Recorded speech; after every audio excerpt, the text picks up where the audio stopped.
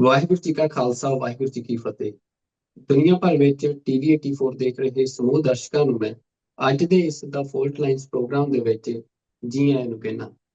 ਹਰ ਵਾਰ ਦੀ ਤਰ੍ਹਾਂ ਅਸੀਂ ਅੱਜ ਦੇ ਇਸ ਪ੍ਰੋਗਰਾਮ ਦੇ ਵਿੱਚ ਵੀ ਖਾਸ ਮਹਿਮਾਨ ਲੈ ਕੇ ਤੁਹਾਡੇ ਅੱਗੇ ਹਾਜ਼ਰ ਹੋਏ ਹਾਂ ਤੇ ਸਾਡੇ ਇਸ ਪ੍ਰੋਗਰਾਮ ਦੇ ਵਿੱਚ ਬਤੌਰ ਮਹਿਮਾਨ ਸ਼ਾਮਲ ਹੋਣ ਜਾ ਰਹੇ ਨੇ।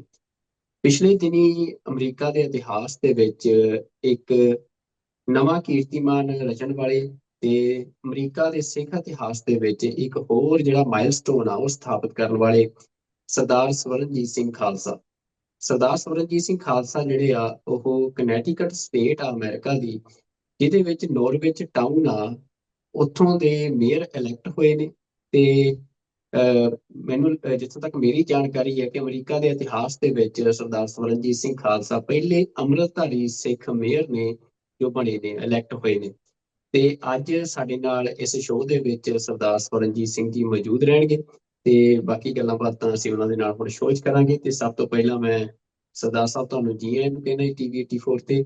ਵਾਹਿਗੁਰੂ ਜੀ ਕਾ ਖਾਲਸਾ, ਵਾਹਿਗੁਰੂ ਜੀ ਕੀ ਫਤਿਹ। ਜੀ ਵਾਹਿਗੁਰੂ ਜੀ ਕਾ ਖਾਲਸਾ, ਵਾਹਿਗੁਰੂ ਜੀ ਕੀ ਫਤਿਹ ਜੀ। ਆਪ ਜੀ ਨੂੰ ਵੀ, ਸਾਰੇ ਆਪ ਜੀ ਦੇ ਦਰਸ਼ਕਾਂ ਨੂੰ ਵੀ ਜੀ। ਬਿਲਕੁਲ ਸਰਦਾਰ ਸਵਰਨਜੀਤ ਸਿੰਘ ਜੀ, ਸਭ ਤੋਂ ਪਹਿਲਾਂ ਤੁਹਾਨੂੰ ਬਹੁਤ ਮੁਬਾਰਕਾਂ ਜੀ ਤੁਹਾਡੀ ਚੋਣ ਦੇ ਉੱਤੇ, ਤੁਸੀਂ ਚੋਣ ਜਿੱਤੇ ਹੋ। ਤੇ ਇਸ ਦੇ ਨਾਲ ਹੀ ਮਤਲਬ ਜਦੋਂ ਮੈਂ ਪੜ੍ਹ ਰਿਹਾ ਸੀ, ਕਿਉਂਕਿ ਹਾਲਾਂਕਿ ਪਹਿਲਾਂ ਵੀ ਤੁਹਾਡੀਆਂ ਜਿਹੜੀਆਂ ਐਕਟੀਵਿਟੀਜ਼ ਨੇ ਅਸੀਂ ਉਹ ਟੀਵੀ 84 ਦੇ ਉੱਤੇ ਲਗਾਤਾਰ ਕਵਰ ਕਰਦੇ ਰਹੇ ਹਾਂ। ਮੈਂ ਆਪਣੇ ਦਰਸ਼ਕਾਂ ਨੂੰ ਵੀ ਦੱਸਦਾ ਕਿ ਸਰਦਾਰ ਸਵਰਨਜੀਤ ਸਿੰਘ ਜੀ ਇਸ ਤੋਂ ਪਹਿਲਾਂ ਜਿਹੜਾ ਸਿਟੀ ਕਾਊਂਸਲ ਆ ਉਹਦੇ ਵੀ ਇਲੈਕਟਿਡ ਮੈਂਬਰ ਰਹੇ ਆ, ਪਰ ਇਸ ਵਾਰ ਉਹ ਐਜ਼ ਅ ਮੇਅਰ ਇਲੈਕਟ ਹੋਏ ਆ। ਪਰ ਹੁਣ ਜਦੋਂ ਤੁਸੀਂ ਮੇਅਰ ਇਲੈਕਟ ਹੋਏ ਹੋ ਤਾਂ ਮੈਂ ਹੋਰ ਤੁਹਾਡੇ ਬਾਰੇ ਜਾਣਨ ਦੀ ਕੋਸ਼ਿਸ਼ ਕੀਤੀ, ਪੜ੍ਹਨ ਦੀ ਕੋਸ਼ਿਸ਼ ਕੀਤੀ, ਤਾਂ ਬੜਾ ਕੁਝ ਜਿਹੜਾ ਇੰਟਰਸਟਿੰਗ ਮੈਨੂੰ ਮਿਲਿਆ। ਸਭ ਤੋਂ ਵੱਡੀ ਗੱਲ ਜਿਹੜੀ ਮੈਨੂੰ ਲੱਗੀ ਸਰਦਾਰ ਸਾਹਿਬ ਕਿ ਤੁਸੀਂ ਬਤੌਰ ਸਟੂਡੈਂਟ ਪੰਜਾਬ ਤੋਂ ਅਮਰੀਕਾ ਆਏ ਤੇ ਇੱਥੇ ਆਪਣੀ ਜ਼ਿੰਦਗੀ ਦੇ ਸਫ਼ਰ ਦੀ ਸ਼ੁਰੂਆਤ ਕੀਤੀ। ਤੇ ਇੱਕ ਵਿਦਿਆਰਥੀ ਤੋਂ, ਇੱਕ ਸਟੂਡੈਂਟ ਤੋਂ ਇੱਕ ਮੇਅਰ ਤੱਕ ਦਾ ਜਿਹੜਾ ਸਫ਼ਰ ਆ ਉਹ ਮੇਰੇ ਲਈ ਬੜਾ ਇੰਟਰਸਟਿੰਗ ਆ ਇਹ ਸਾਰਾ ਸਫ਼ਰ। ਤੇ ਮੈਂ ਚਾਹੁੰਦਾ ਕਿ ਸਾਡੇ ਦਰਸ਼ਕਾਂ ਦੇ ਨਾਲ ਅਸੀਂ ਤੁਹਾਡੇ ਸਫ਼ਰ ਦੀ ਵੀ ਜ਼ਰੂਰ ਜਿਹੜੀ ਸਾਂਝ ਪਵਾਈਏ। ਤੇ ਸਭ ਤੋਂ ਪਹਿਲਾਂ ਮੈਂ ਤੁਹਾਨੂੰ ਇਹੀ ਜਾਣਨਾ ਚਾਹੁੰਦਾ ਕਿ ਕਿਵੇਂ ਇਹ ਸਫ਼ਰ, ਮਤਲਬ ਇਹ ਕਿਵੇਂ ਹੋਇਆ ਕਿ ਇੱਕ ਸਟੂਡੈਂਟ ਹੋਣ ਤੋਂ ਬਾਅਦ ਤੁਸੀਂ ਅੱਜ ਮੇਅਰ ਤੱਕ ਪਹੁੰਚੇ ਹੋ। ਇਸ ਸਫ਼ਰ ਬਾਰੇ ਥੋੜੀ ਜਿਹੀ ਪੰਛੀ ਝਾਤ ਜ਼ਰੂਰ ਸਾਡੇ ਨਾਲ ਪਾਇਓ। ਬਿਲਕੁਲ ਜੀ। ਆਈ ਥਿੰਕ ਮੈਂ ਉਹੀ ਸਾਰਿਆਂ ਨੂੰ ਕਹਿਣਾ, ਮੈਂ ਜਿਹੜੇ ਅਮਰੀਕਨ ਟੀਵੀ ਚੈਨਲਸ ਨੇ ਵੀ ਇੰਟਰਵਿਊ ਲਿਆ ਉਹਨਾਂ ਨੂੰ ਵੀ ਮੈਂ ਕਿਹਾ first of all this win belongs to everyone. ਤੇ ਮੈਂ ਉਹਨਾਂ ਨੂੰ ਇਹ ਵੀ ਕਿਹਾ ਵੀ ਅਸੀਂ ਅਮਰੀਕਾ ਦੀ ਧਰਤੀ ਦੇ ਉੱਤੇ ਆਉਂਦੇ ਹਾਂ ਇੱਕ ਅਮਰੀਕਨ ਡ੍ਰੀਮ ਦਾ ਸੁਪਨਾ ਲੈ ਕੇ। ਤੇ ਮੈਂ ਕਿਹਾ ਅਮਰੀਕਨ ਡ੍ਰੀਮ ਇਹੀ ਹੈ ਵੀ ਕੋਈ ਵੀ ਇਸ ਧਰਤੀ ਤੇ ਆ ਕੇ ਕਿਸੇ ਵੀ ਬੁਲੰਦੀ ਤੇ ਜਾ ਸਕਦਾ। ਸੋ ਮੈਂ ਕਿਹਾ ਇਹਦੇ ਮੇਰੇ ਜਿੱਤਣ ਦੇ ਨਾਲ ਲੋਕਾਂ ਦਾ ਜਿਹੜਾ ਬਲੀਫ ਹੈ, ਇੱਕ ਫੇਥ ਹੈ ਇਸ ਚੀਜ਼ ਦੇ ਵਿੱਚ, ਉਹ ਹੋਰ ਸਟਰੋਂਗ ਹੋਇਆ। ਬਾਕੀ ਮੇਰਾ ਭਾਜੀ 85 ਦਾ ਬਰਥ ਹੈ ਜੀ, ਤੇ 86 ਵਿੱਚ ਸਾਡੀ ਫੈਮਿਲੀ ਦਿੱਲੀ ਤੋਂ ਪੰਜਾਬ ਮੂਵ ਕੀਤੀ ਸੀ। ਆਪ ਜੀ ਸਾਰਿਆਂ ਨੂੰ ਪਤਾ ਹੀ ਹੈ ਵੀ 1984 ਸਿੱਖ ਜੈਨੋਸਾਈਡ ਹੋਇਆ। ਤੇ ਉਸ ਤੋਂ ਬਾਅਦ ਕਾਫੀ ਲੋਕਾਂ ਨੂੰ ਇੱਦਾਂ ਲੱਗਾ ਵੀ ਸਾਨੂੰ ਪੰਜਾਬ ਵਿੱਚ ਹੀ ਆ ਕੇ ਵਸਣਾ ਚਾਹੀਦਾ ਜਿੱਥੇ ਸਾਡੀ ਆਬਾਦੀ ਵੱਧ ਹੈ। ਉਹ ਗੱਲ ਵੱਖਰੀ ਹੈ ਵੀ 84 ਤੋਂ ਲੈ ਕੇ 95 ਤੱਕ ਵੀ ਇੱਕ ਦੌਰ ਚੱਲਿਆ ਜਿੱਥੇ ਸਾਰਿਆਂ ਨੂੰ ਮਹਿਸੂਸ ਹੋਇਆ ਵੀ ਅਸੀਂ ਪੰਜਾਬ ਦੇ ਵਿੱਚ ਵੀ ਹੁਣ ਸੇਫ ਨਹੀਂ ਹੈਗੇ। ਤੇ ਇੱਕ ਕਹਿ ਲਓ ਮਾਈਗ੍ਰੇਸ਼ਨ ਬਾਹਰਲੇ ਮੁਲਕਾਂ 'ਚ ਵੀ ਸ਼ੁਰੂ ਹੋ ਗਈ ਉਸ ਦੌਰਾਨ, ਬਈ ਅਸੀਂ ਕਿੱਦਾਂ ਆਪਣੇ ਆਪ ਨੂੰ ਸੇਫ ਰੱਖਣਾ, ਆਪਣੀ ਫੈਮਿਲੀ ਨੂੰ ਸੇਫ ਰੱਖਣਾ। ਬਟ ਮੈਂ 2007 ਦੇ ਵਿੱਚ ਅਮਰੀਕਾ ਆਇਆ ਸੀ ਜੀ। ਮੇਰੀ ਬੈਚਲਰਸ ਡਿਗਰੀ ਮੈਂ ਪੰਜਾਬ ਤੋਂ ਹੀ ਕੀਤੀ ਹੈ, ਜਲੰਧਰ ਤੋਂ ਹੈਗਾ ਜੀ ਮੈਂ। ਤੇ ਇੱਥੇ ਫਿਰ ਮੈਂ ਆਪਣੀ ਮਾਸਟਰਸ ਡਿਗਰੀ ਪੂਰੀ ਕਰਨ ਦੇ ਲਈ ਆਇਆ ਸੀ। ਪਰ ਵਨ ਥਿੰਗ ਕਨੈਕਟਸ ਟੂ ਅਨਦਰ। ਤੇ ਮੇਰੇ ਇਨ-ਲॉज ਵੀ ਅਮਰੀਕਾ ਤੋਂ ਹੀ ਨੇ ਜੀ, ਉਹ ਸਿਲਵਰ ਸਪ੍ਰਿੰਗ ਮੈਰੀਲੈਂਡ ਤੋਂ। ਤੇ ਉਹ ਵੀ ਬੜੇ ਲੰਬੇ 40 ਸਾਲਾਂ ਤੋਂ ਇੱਥੇ ਰਹਿ ਰਹੇ ਆ, ਸੋ ਪੁਰਾਣੀ ਫੈਮਿਲੀ ਹੈ ਉਹ ਵੀ। ਪਰ ਮੈਂ ਜਰਸੀ ਦੇ ਵਿੱਚ ਪੜ੍ਹਿਆ ਜੀ, NJIT, ਉੱਥੋਂ ਮੈਂ ਆਪਣੀ ਮਾਸਟਰਸ ਕੀਤੀ ਪੂਰੀ। ਫਿਰ ਕਹਿ ਲਓ ਵੀ ਕੰਮ ਦੀ ਭਾਲ ਦੇ ਵਿੱਚ ਸਾਰੀਆਂ ਸਟੇਟਾਂ ਹੀ ਗਾਈਆਂ ਹੋਣੀਆਂ ਆਲਮੋਸਟ। ਤੇ ਕਿਤੋਂ ਸਾਨੂੰ ਮਿਲੀ ਬਈ ਇਨਫੋਰਮੇਸ਼ਨ ਵੀ ਤੁਸੀਂ ਕਨੈਟੀਕਟ ਦੇ ਵਿੱਚ ਵੀ ਬਿਜ਼ਨਸ ਦੇਖੋ, ਉੱਥੇ ਇੱਕ ਮਿਲ ਰਿਹਾ। ਤੇ ਮੈਂ ਆਇਆ, ਮੈਨੂੰ ਚੰਗਾ ਲੱਗਾ। ਨਵਾਂ ਜਿਹਾ ਟਾਊਨ ਸੀ। ਆਫ ਕੋਰਸ ਇੱਥੇ ਸਿੱਖਾਂ ਦੀ ਆਬਾਦੀ ਨਾਮ ਮਾਤਰ ਹੀ ਹੈ ਜਿਹੜੇ ਟਾਊਨ ਦੇ ਵਿੱਚ ਮੈਂ ਰਹਿਣਾ। ਬਟ ਮੈਨੂੰ ਸੀ ਵੀ ਹੁਣ ਕਿਤੋਂ ਤਾਂ ਲਾਈਫ ਸਟਾਰਟ ਕਰਨੀ ਹੈ ਤੇ ਬਿਲਸ ਪੇ ਕਰਨੇ ਨੇ। ਆਫ ਕੋਰਸ ਜਦੋਂ ਮੈਂ ਕਾਲਜ 'ਚ ਵੀ ਸੀ ਉਦੋਂ ਵੀ ਜਿੱਦਾਂ ਆਪਾਂ ਸਾਰੇ ਕਿਤੇ ਨਾ ਕਿਤੇ ਰੈਸਟੋਰੈਂਟ ਵਗੈਰਾ 'ਚ ਕੰਮ ਲੱਭ ਲਈਦਾ, ਮੈਂ ਉੱਥੇ ਵੀ ਕੰਮ ਕੀਤਾ, ਐਸੀ ਗੱਲ ਨਹੀਂ। ਤੇ ਫਿਰ ਇੱਥੇ ਆ ਕੇ ਬਿਜ਼ਨਸ ਲਿਆ, ਇੱਕ ਰੀਟੇਲ ਤੋਂ ਸ਼ੁਰੂ ਕੀਤਾ, ਜਿਹਦੇ ਵਿੱਚ ਕਾਰ ਵਾਸ਼ ਸੀ, ਕਨਵੀਨੀਅੰਸ ਸਟੋਰ, ਗੈਸ ਸਟੇਸ਼ਨ। ਤੇ ਹੌਲੀ ਹੌਲੀ ਮੈਂ ਫਿਰ ਰੀਅਲ ਸਟੇਟ ਦਾ ਆਪਣਾ ਕੰਮ ਨਾਲ ਸ਼ੁਰੂ ਕਰ ਲਿਆ, ਕਿਉਂਕਿ ਉੱਥੇ ਹੀ ਮੇਰਾ ਰੁਝਾਨ ਸੀ ਜ਼ਿਆਦਾ। ਬਟ ਕਾਫੀ ਕਹਿ ਲਓ ਔਖਾ ਸਮਾਂ ਵੀ ਦੇਖਿਆ। ਉਹ ਵੀ ਸਮਾਂ ਸੀ ਇਸ ਸ਼ਹਿਰ ਦੇ ਵਿੱਚ ਜਦੋਂ ਲੋਕੀ ਕਤਰਾਉਂਦੇ ਸੀ ਵੀ ਅਸੀਂ ਨਾਲ ਦੇ ਸਟੇਸ਼ਨ ਤੋਂ ਸਮਾਨ ਲੈ ਲਈਏ, ਵੀ ਇੱਥੇ ਇੱਕ ਦਸਤਾਰ ਵਾਲਾ ਖੜਾ ਹੈ, ਕਿਉਂਕਿ ਲੋਕਾਂ ਨੂੰ ਪਤਾ ਨਹੀਂ ਸੀ। ਤੇ ਉਹਨਾਂ ਦੀ ਵੀ ਗਲਤੀ ਨਹੀਂ, ਕਿਉਂਕਿ ਉਹਨਾਂ ਦਾ ਕਦੀ ਵਾਹ ਹੀ ਨਹੀਂ ਪਿਆ। ਤੇ ਅਸੀਂ ਹੌਲੀ ਹੌਲੀ ਕਰਕੇ ਸਿੱਖ ਅਵੇਅਰਨੈਸ ਡੇ ਮਨਾਉਣੇ ਸ਼ੁਰੂ ਕਰਤੇ, ਸਿੱਖ ਅਵੇਅਰਨੈਸ ਮੰਥ ਮਨਾਉਣੇ ਸ਼ੁਰੂ ਕਰਤੇ, ਲੋਕਾਂ 'ਚ ਵਿਚਰਨਾ ਸ਼ੁਰੂ ਕਰਤਾ। ਯਾਦ ਹੈ ਮੈਨੂੰ ਵੀ, ਪਾਣੀ ਦੀ ਬੋਟਲ ਤੇ ਨਾਲ ਅਸੀਂ ਬਰੋਸ਼ਰ ਦੇਣਾ ਸ਼ੁਰੂ ਕੀਤਾ ਲੋਕਾਂ ਨੂੰ।